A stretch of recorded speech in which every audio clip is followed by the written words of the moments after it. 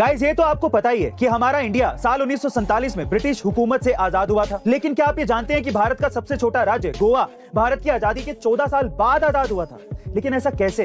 दरअसल सदियों से गोवा पर पोर्टुगल लोगों का राज था और वो किसी भी कीमत पर इसे छोड़ना नहीं चाहते थे। लेकिन साल 1946-47 में जब बंटवारा हो रहा था तब गोवा पर किसी का ध्यान ही नहीं था, सिर्फ एक शख्स को छोड़कर, जिसका नाम था डॉक्टर राम मनोहर लोहिया। जी हाँ गाइस, राम मनोहर लोहिया जी ने ही सबसे पहले गोवा में आजादी की लहर चलाई थी। और कहा यह भी जाता है कि गोवा की आजादी में लता मंगेशकर जी ने भी मदद की थी, जहां उन्होंने बिना फीस के भी अपने शोज किए थे ताकि आंदोलन के लिए पैसे इकट्ठे किए जा सके, जिसका असर फाइनली 1961 में दिखा जब सरकार ने विजय ऑपरेशन चलाकर गोवा को आजाद करा के भारत का अटूट हिस्सा बना दिया।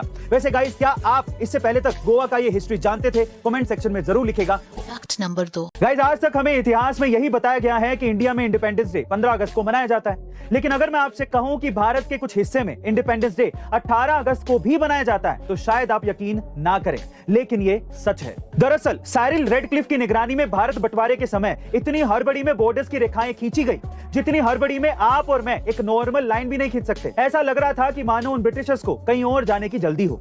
बस इस जल्दबाजी के चक्कर में हुआ ये कि बंगाल के कुछ जिले जैसे कि मालदा, मुर्शिदाबाद और नाडिया, ईस्ट पाकिस्तान जो आज बांग्लादेश में है, इन सभी को बॉर्डर्स में शामिल कर लिया गया। लेकिन वहां के लोगों और रिप्रेजेंटेटिव के विरोध के बाद फाइनली 17 अगस्त की रात को इनमें करेक्शन करके रिवाइज्ड मैप जारी किया गया और तब से यहाँ के कई क्षेत्रों में 18 अगस्त को independence day, India inclusion day के रूप में मनाया जाता है। वैसे गाइस, क्या आप इससे पहले तक इस इंटरेस्टिंग फैक्ट को जानते थे? और अगर नहीं तो कमेंट सेक्शन में जरूर लिखेगा।